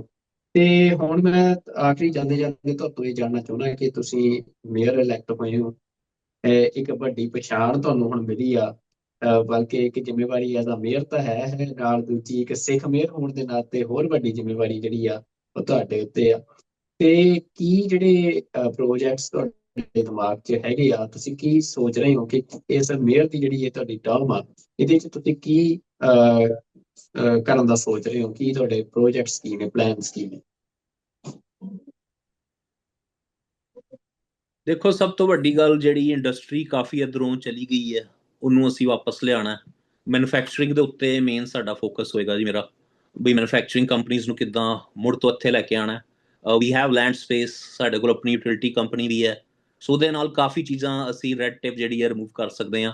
ਸੋ ਆਪਾਂ ਸੱਦਾ ਪੱਤਰ ਵੀ ਦਿੰਦੇ ਹਾਂ ਸਾਰਿਆਂ ਨੂੰ ਜਿਹੜੇ ਕੋਈ ਮੈਨੂਫੈਕਚਰਿੰਗ ਲਾਈਨ ਦੇ ਵਿੱਚ ਨੇ, ਜ਼ਰੂਰ ਇੱਥੇ ਆਓ, ਐਕਸਪਲੋਰ ਕਰੋ। Happy to help in any ways possible. ਦੂਸਰਾ, ਸਾਡੇ ਕੋਲ ਬੜਾ ਸੋਹਣਾ ਇੱਥੇ ਵਾਟਰ ਫਰੰਟ ਵੀ ਹੈ, ਜਿਹੜੀ ਵਰਕ ਫੋਰਸ ਹਾਊਸਿੰਗ, ਬਈ ਜਿਹੜੇ ਲੋਕੀ ਕੰਮ ਕਰ ਰਹੇ ਨੇ ਕੰਪਨੀਆਂ ਦੇ ਵਿੱਚ, ਉਹਨਾਂ ਲਈ ਜਿਹੜੀ ਵਰਕ ਫੋਰਸ ਹਾਊਸਿੰਗ ਦੀ ਇੱਥੇ ਬੜੀ ਕਮੀ ਹੈ। 1 ਬੈਡਰੂਮ ਯੂਨਿਟ, ਸਟੂਡੀਓ ਯੂਨਿਟ। ਸੋ ਅਸੀਂ ਚਾਹੁੰਦੇ ਹਾਂ ਵੀ ਇਹਦਾ ਡਾਊਨਟਾਊਨ ਨੂੰ ਅਸੀਂ ਟਰਾਂਸਫਾਰਮ ਕਰੀਏ into mix use housing projects, ਜਿਹੜੀਆਂ ਬਿਲਡਿੰਗਸ ਡਾਊਨਟਾਊਨ ਦੀਆਂ ਨੇ, ਤਾਂ ਜੋ ਅਸੀਂ ਹਾਊਸਿੰਗ ਵੀ ਹੋਰ ਇੱਥੇ ਲੈ ਕੇ ਆ ਸਕੀਏ। ਸੋ ਇਹਨਾਂ ਚੀਜ਼ਾਂ ਦੇ ਉੱਤੇ ਮੇਨ ਫੋਕਸ ਰਹੇਗਾ। ਨਟਸ਼ੈਲ ਦੇ ਵਿੱਚ ਇਹੀ ਹੈ ਵੀ ਅਸੀਂ ਕਮਰਸ਼ੀਅਲ ਟੈਕਸ ਬੇਸ ਨੂੰ ਆਪਣਾ ਵਧਾਉਣਾ ਚਾਹੁੰਦੇ ਹਾਂ, ਤੇ ਉਹਦੇ ਲਈ ਜੋ ਵੀ ਗ੍ਰਾਂਟਸ ਲੈ ਕੇ ਆਉਣੀਆਂ, ਕੋਈ ਸਟੇਟ ਤੋਂ ਲਿਆਉਣੀ ਹੈ, ਕੋਈ ਫੈਡਰਲ ਤੋਂ ਲਿਆਉਣੀ ਹੈ, ਉਹਦੇ ਵਿੱਚ ਕਾਫੀ ਇੰਪੋਰਟੈਂਟ ਮੇਰਾ ਰੋਲ ਹੋਏਗਾ। ਸੋ ਇਹ ਅਸੀਂ ਜ਼ਰੂਰ ਕੰਮ ਕਰਾਂਗੇ ਤੇ ਕਰਨਾ ਵੀ ਚਾਹੁੰਦੇ ਹਾਂ, ਤੇ ਆਲਰੇਡੀ ਕਰਦੇ ਆ ਵੀ ਰਹੇ ਹਾਂ। ਸੋ ਇਹਦੇ ਨਾਲ ਹੁਣ ਕਹਿ ਲਓ ਵੀ ਇੱਕ ਪਲੇਟਫਾਰਮ ਮਿਲਿਆ, then people will take it more seriously. ਤੇ ਅਸੀਂ ਇੱਕ ਆਊਟਰੀਚ ਕਰਨਾ ਚਾਹੁੰਦੇ ਹਾਂ, ਆਊਟਰੀਚ ਟੀਮ ਇੱਥੇ ਤਿਆਰ ਕਰਾਂਗੇ, ਜੋ ਕਿ ਬਾਕੀ ਵੀ ਜਿਹੜੇ ਇਨਵੈਸਟਰਸ ਦਾ ਗਰੁੱਪ ਹੈਗੇ ਆ ਉਹਨਾਂ ਨੂੰ ਇੱਥੇ ਬੁਲਾਇਆ ਜਾਵੇ, ਉਹਨਾਂ ਨੂੰ ਜਿਹੜੇ ਇੱਥੇ ਚੀਜ਼ਾਂ ਅਵੇਲੇਬਲ ਨੇ ਉਹਦੇ ਬਾਰੇ ਦੱਸਿਆ ਜਾਵੇ। ਜ਼ੋਨਿੰਗ ਰੈਗੂਲੇਸ਼ਨ ਦੇ ਉੱਤੇ ਵੀ ਕੰਮ ਚੱਲ ਰਿਹਾ, ਤਾਂ ਜੋ that is more developer friendly. So ਕਾਫੀ ਹੈ ਜਿਹੜੇ ਪ੍ਰੋਜੈਕਟਸ ਨੇ ਸਾਨੂੰ ਕਰਨੇ ਪੈਣਗੇ, but I think we have good people and good team, so we should be able to do it. ਬਿਲਕੁਲ ਜੀ, ਅਸੀਂ ਬੜੀਆਂ ਸ਼ੁਭਕਾਮਨਾਵਾਂ ਦਿੰਦੇ ਹਾਂ ਤੁਹਾਨੂੰ ਕਿ ਜਿਹੜੇ ਤੁਹਾਡੇ ਪਲਾਨਸ ਨੇ, ਇਹ ਪ੍ਰੋਜੈਕਟਸ ਆ ਤੁਹਾਡੇ, ਇਹ ਜ਼ਰੂਰ ਤੁਸੀਂ ਆਪਣੇ ਟਰਮ ਦੇ ਵਿੱਚ ਪੋਜ਼ਿਟਿਵਲੀ ਇੱਕ ਇੰਪੈਕਟ ਛੱਡ ਕੇ ਜਾਓ। ਤੇ ਹੋਰ ਅਸੀਂ ਇਹ ਦੁਆ ਵੀ ਕਰਦੇ ਹਾਂ, ਅਰਦਾਸ ਵੀ ਕਰਦੇ ਹਾਂ ਕਿ ਇਸ ਤੋਂ ਬਾਅਦ ਜਿਹੜਾ ਅਗਲਾ ਰਾਹ ਆ ਸਟੇਟ ਪੋਲਿਟਿਕਸ ਤੇ ਫਿਰ ਫੈਡਰਲ ਪੋਲਿਟਿਕਸ, ਕਿ ਤੁਸੀਂ ਉਧਰ ਨੂੰ ਵਧੋ। ਤੇ ਨਾਲ ਹੀ ਅਸੀਂ ਬੇਨਤੀ ਕਰਦੇ ਹਾਂ ਆਪਣੇ TV 84 ਦੇ ਜਿਹੜੇ ਸਾਡੇ ਦਰਸ਼ਕ ਨੇ, ਖਾਸ ਤੌਰ ਤੇ ਅਮਰੀਕਾ ਦੇ ਵਿੱਚ, ਤੇ ਨਾਲ ਹੀ ਸਿੱਖ ਜਿਹੜੇ ਅਮਰੀਕਾ ਦੇ ਵਿੱਚ ਵੈਲ ਸੈਟਲਡ ਨੇ, ਜਿਨ੍ਹਾਂ ਕੋਲ ਸਰਮਾਇਆ ਵੀ ਆ, ਕਿ ਤੁਸੀਂ ਜ਼ਰੂਰ, ਜਿਵੇਂ ਸਰਦਾਰ ਸਵਰਨਜੀਤ ਸਿੰਘ ਹੋਰਾਂ ਨੇ ਦੱਸਿਆ ਕਿ ਉਹ ਇਨਵੈਸਟਮੈਂਟਸ ਦੇ ਲਈ ਰਾਹ ਖੋਲ ਰਹੇ ਆ, ਖਾਸ ਤੌਰ ਤੇ ਮੈਨੂਫੈਕਚਰਿੰਗ ਦੇ ਵਿੱਚ, ਤਾਂ ਜਿਹੜੀਆਂ ਪੋਸੀਬਿਲਿਟੀਜ਼ ਆ ਉਹ ਤੁਸੀਂ ਜ਼ਰੂਰ ਕੋਸ਼ਿਸ਼ ਕਰੋ ਕਿ ਜਿਵੇਂ ਤੁਸੀਂ ਜਿਹੜਾ ਇਹ ਸ਼ਹਿਰ ਆ, ਇਹਨੂੰ ਸਰਦਾਰ ਸਵਰਨਜੀਤ ਸਿੰਘ ਹੋਰਾਂ ਦੇ ਨਾਲ ਮਿਲ ਕੇ ਹੋਰ ਜ਼ਿਆਦਾ ਵੱਡਾ ਕਰ ਸਕੋ, ਇਹਦੀ ਡਿਵੈਲਪਮੈਂਟ ਦੇ ਵਿੱਚ ਆਪਣਾ ਯੋਗਦਾਨ ਪਾ ਸਕੋ। ਤੇ ਸਾਡੇ ਨਾਲ ਇਹ ਗੱਲਬਾਤ ਕਰਨ ਦੇ ਲਈ ਤੁਸੀਂ ਆਪਣੇ ਕੀਮਤੀ ਸਮੇਂ 'ਚ ਸਮਾਂ ਕੱਢਿਆ, ਸਰਦਾਰ ਸਾਹਿਬ ਤੁਹਾਡਾ ਬਹੁਤ ਬਹੁਤ ਧੰਨਵਾਦ। ਤੇ ਨਾਲ ਹੀ ਹੋਰ ਵੀ ਜਿਹੜੇ ਅਗਲੇ ਸਮੇਂ ਦੇ ਵਿੱਚ ਅਸੀਂ ਆਸ ਕਰਦੇ ਹਾਂ ਕਿ ਜਦੋਂ ਤੁਸੀਂ ਕੰਮ ਅੱਗੇ ਕਰੋਗੇ ਤਾਂ ਅਸੀਂ ਤੁਹਾਨੂੰ ਫੇਰ ਬੇਨਤੀ ਕਰਾਂਗੇ ਸਾਡੇ ਦਰਸ਼ਕਾਂ ਦੇ ਨਾਲ ਰੂਬਰੂ ਹੋਣ ਦੇ ਲਈ। ਤੇ ਤੁਹਾਡਾ ਬਹੁਤ ਬਹੁਤ ਧੰਨਵਾਦ ਜੀ ਸਾਡੇ ਨਾਲ ਜੁੜਨ ਦੇ ਲਈ। Thank you Bhai Sahib ji. ਵਾਹਿਗੁਰੂ ਜੀ ਕਾ ਖਾਲਸਾ, ਵਾਹਿਗੁਰੂ ਜੀ ਕਾ ਵਾਹਿਗੁਰੂ ਖਾਲਸਾ, ਜੀ ਕੀ ਫਤਿਹ ਜੀ। ਵਾਹਿਗੁਰੂ ਜੀ ਕੀ ਫਤਿਹ ਜੀ। ਤੇ ਨਾਲ ਹੀ TV 84 ਦੇ ਸਾਰੇ ਦਰਸ਼ਕਾਂ ਦਾ ਵੀ ਮੈਂ ਬਹੁਤ ਧੰਨਵਾਦ ਕਰਦਾ ਕਿ ਤੁਸੀਂ ਲਗਾਤਾਰ ਸਾਡੇ ਇਸ ਪ੍ਰੋਗਰਾਮ ਦੇ ਨਾਲ ਜੁੜਦੇ ਹੋ, ਤੇ ਦੁਨੀਆ ਭਰ ਦੇ ਵਿੱਚ ਜਿਹੜੀਆਂ ਸਿੱਖ ਸਰਗਰਮੀਆਂ ਨੇ ਜਾਂ ਸਿਆਸਤ ਦੀਆਂ ਗੱਲਾਂ ਨੇ, ਉਹ ਤੁਸੀਂ ਇਸ ਪ੍ਰੋਗਰਾਮ ਦੇ ਰਾਹੀਂ, ਸਾਡੀਆਂ ਇੰਟਰਵਿਊ ਦੇ ਰਾਹੀਂ ਜਾਣਦੇ ਹੋ। ਮੈਂ ਤੁਹਾਨੂੰ ਬੇਨਤੀ ਕਰਦਾ ਕਿ TV 84 ਤੁਹਾਡਾ ਆਪਣਾ ਪਲੇਟਫਾਰਮ ਆ, ਤੇ ਇੰਡੀਪੈਂਡੈਂਟ ਜਰਨਲਿਜ਼ਮ ਨੂੰ ਸਪੋਰਟ ਕਰਨ ਵਾਸਤੇ, ਸੱਚ ਦੀ ਆਵਾਜ਼ ਨੂੰ ਸਪੋਰਟ ਕਰਨ ਵਾਸਤੇ ਤੁਸੀਂ TV 84 ਦੀ ਵੈਬਸਾਈਟ tv84.com ਦੇ ਨਾਲ ਵੀ ਜੁੜ ਸਕਦੇ ਹੋ। ਤੇ ਨਾਲ ਹੀ TV 84 ਦੀਆਂ ਐਪਸ ਜਿਹੜੀਆਂ ਨੇ, ਉਹ ਗੂਗਲ ਐਂਡਰੋਇਡ ਦੇ ਉੱਤੇ ਹੋਣ, ਚਾਹੇ ਆਈਫੋਨ ਨੇ ਤੁਹਾਡੇ ਕੋਲ, ਉਹਨਾਂ ਦੇ ਵਿੱਚ ਤੁਸੀਂ ਐਪ ਸਟੋਰ ਤੇ ਜਾ ਕੇ TV 84 ਦੀ ਐਪ ਨੂੰ ਡਾਊਨਲੋਡ ਕਰੋ, ਤੇ ਲਗਾਤਾਰ ਉੱਥੇ ਤੁਸੀਂ ਲਾਈਵ TV ਸਾਡਾ ਦੇਖ ਸਕਦੇ ਹੋ 24 ਆਵਰ। ਤੇ ਨਾਲ ਹੀ ਜਿਹੜੇ ਹੋਰ ਇੰਪੋਰਟੈਂਟ ਨਿਊਜ਼ ਨੇ ਤੁਸੀਂ ਉੱਥੇ ਪੜ੍ਹ ਦੇਖ ਸਕਦੇ ਹੋ। ਤੇ ਇਸ ਤੋਂ ਇਲਾਵਾ ਦਸਵੰਧ ਜਿਹੜਾ ਨੈਟਵਰਕ ਆ, ਦਸਵੰਧ ਨੈਟਵਰਕ ਦੇ ਵੱਲੋਂ ਇਸ ਹਫਤੇ ਜਿਹੜਾ ਆ 14 ਤੋਂ ਲੈ ਕੇ 24 ਤਰੀਕ ਤੱਕ ਇੱਕ ਦਸਵੰਧ ਵੀਕ ਚਲਾਇਆ ਜਾ ਰਿਹਾ ਹੈ। ਇਸ ਹਫਤੇ ਦੇ ਵਿੱਚ, ਜਿਹੜਾ ਕਿ ਅੱਜ ਤੋਂ ਸ਼ੁਰੂ ਹੋਇਆ ਹੈ, ਤੇ ਤੁਸੀਂ ਇਸ ਦਸਵੰਧ ਵੀਕ ਦੇ ਵਿੱਚ ਕੁਝ ਵੀ ਡੋਨੇਟ ਕਰ ਸਕਦੇ ਹੋ TV 84 ਨੂੰ, ਦਸਵੰਧ ਨੈਟਵਰਕ ਦੀ ਵੈਬਸਾਈਟ ਤੇ ਜਾ ਕੇ। ਉੱਥੇ TV 84 ਨੂੰ ਜੋ ਵੀ ਤੁਸੀਂ ਡੋਨੇਟ ਕਰੋਗੇ, ਉਹ ਉਨਾ ਹੀ ਦਸਵੰਧ ਨੈਟਵਰਕ ਦੇ ਵੱਲੋਂ ਐਡ ਕਰਕੇ TV 84 ਨੂੰ ਦਿੱਤਾ ਜਾਵੇਗਾ। ਤਾਂ ਇਹ ਵੀ ਤੁਹਾਨੂੰ ਬੇਨਤੀ ਹੈ ਕਿ ਤੁਸੀਂ ਉੱਥੇ ਜਾ ਕੇ ਜਿਹੜੀ ਆਪਣੀ ਡੋਨੇਸ਼ਨ ਵੀ ਕਰ ਸਕਦੇ ਹੋ। ਇਸ ਤੋਂ ਇਲਾਵਾ ਤੁਸੀਂ TV 84 ਦੀ ਵੈਬਸਾਈਟ ਤੇ ਜਾ ਕੇ ਵੀ TV 84 ਨੂੰ ਡੋਨੇਟ ਕਰ ਸਕਦੇ ਹੋ। ਤੇ ਸਾਡੇ ਨਾਲ ਜੁੜਨ ਦੇ ਲਈ, ਸਾਡੇ ਪ੍ਰੋਗਰਾਮ ਦੇਖਣ ਦੇ ਲਈ, ਸਪੋਰਟ ਕਰਨ ਦੇ ਲਈ ਤੁਹਾਡਾ ਫੇਰ ਤੋਂ ਬਹੁਤ ਧੰਨਵਾਦ। ਅਗਲੇ ਪ੍ਰੋਗਰਾਮ ਦੇ ਵਿੱਚ ਕਿਸੇ ਹੋਰ ਮਹਿਮਾਨ ਦੇ ਨਾਲ ਤੁਹਾਡੇ ਅੱਗੇ ਹਾਜ਼ਰ ਹੋਵਾਂਗੇ। ਉਦੋਂ ਤੱਕ ਰੱਬ ਰਾਖਾ। ਵਾਹਿਗੁਰੂ ਜੀ ਕਾ ਖਾਲਸਾ, ਵਾਹਿਗੁਰੂ ਜੀ ਕੀ ਫਤਿਹ।